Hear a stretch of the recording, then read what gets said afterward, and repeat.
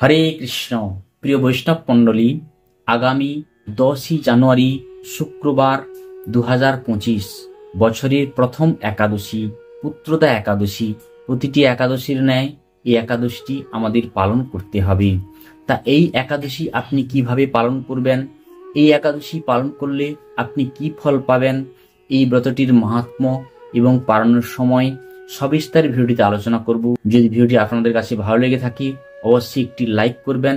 সবাইকে এই কমেন্ট বক্সে হরে কৃষ্ণ মহামন্ত্র লেখাটির অনুরোধ রইল। আসুন আমরা জেনে নিই এই পুত্রদা একাদশী ব্রত আমরা কেন পালন করব, কিভাবে পালন করব। দেখুন, এই বিশ্ব ব্রহ্মাণ্ডে যত ব্রত বৃদ্ধি আছে তার মধ্যে শ্রেষ্ঠ ব্রত হচ্ছে একাদশী ব্রত।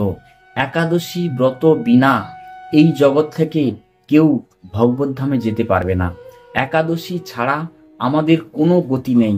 একাদশী বাদ দিয়ে যদি সমস্ত কর্মকাণ্ড, ধ্যান, জপ, তপ, পাণ্ডিত্য, কর্মকাণ্ড, জ্ঞানকাণ্ড যা ইচ্ছা করে নিক, একাদশী বিনা কেউ এই মায়ার বৈভব থেকে মুক্ত হতে পারবে না। তাই আমাদের এই মনুষ্য জীবনে একাদশী ব্রত পালন করা সকলের কর্তব্য। একাদশী তিথি হচ্ছে অত্যাধিক বোনাসের একটি দিন, অত্যাধিক পূর্ণ অর্জনের একটি দিন। ভগবান বদ্ধজীবদের প্রতি কৃপাবরশ হয়েই এই তিথিটিকে উদযাপনের বিধান দিয়ে আমাদের মুক্তি লাভের পথ দেখিয়ে গেছেন। তাই একাদশীর দিনে পাক পুরুষ অবস্থান করে পঞ্চশস্যের মধ্যে। তাই একাদশী তিথি সবাই পালন করা উচিত, সবাই একাদশী তিথিতে উপবাস করা উচিত। একাদশীতে উপবাস অত্যন্ত গুরুত্বপূর্ণ। তবে কেবল অনাহারে না খেয়ে থাকাটাই আমাদের মুখ্য উদ্দেশ্য নয়। আমাদের মুখ্য উদ্দেশ্য হচ্ছে ভগবান শ্রী গোবিন্দ, ভগবান শ্রীকৃষ্ণের প্রতি অধিক শ্রদ্ধা ও প্রেম পরায়ণ হওয়া। উপমানে নিকটে, বাস মানে অবস্থান করা, অর্থাৎ ভগবান শ্রী হরির নিকটে অবস্থান করাকে বলা হয় উপবাস।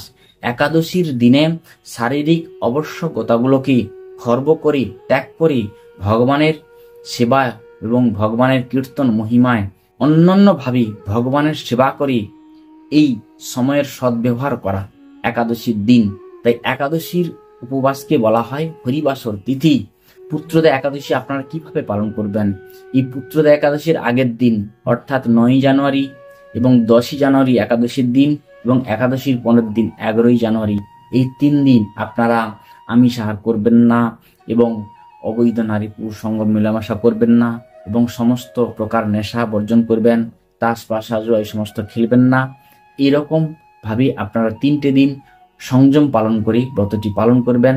একাদশীর দিন সমস্ত প্রকার ফল, ছানা, দুধ, বাদাম ভাজা, বাদাম সিদ্ধ, আলু, কাঁচকলা, পেঁপে এবং কুমড়ো শুদ্ধ ঘি দিয়ে তরকারি বানিয়ে ভগবানকে অর্পণ করে সেই অনুকূল প্রসাদ গ্রহণ করে আপনারা একাদশী ব্রত পালন করুন। একাদশীর দিন আপনারা যদি সম্ভব হয় শ্রীমদ্ ভগবত গীতা, ভাগবত বা চৈতন্য চরিতামৃত পড়ার চেষ্টা করবেন এবং বেশি বেশি করে জপ করবেন।